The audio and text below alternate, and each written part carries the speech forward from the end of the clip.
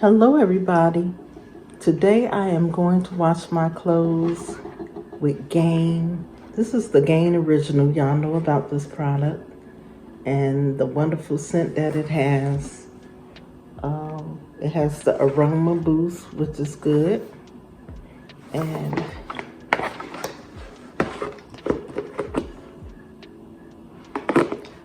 such a clean, good smell. So I'm not going to use any beads or anything, scent beads with this. I'm just going to use this. I have a mixed load of light and some colored clothes in there too.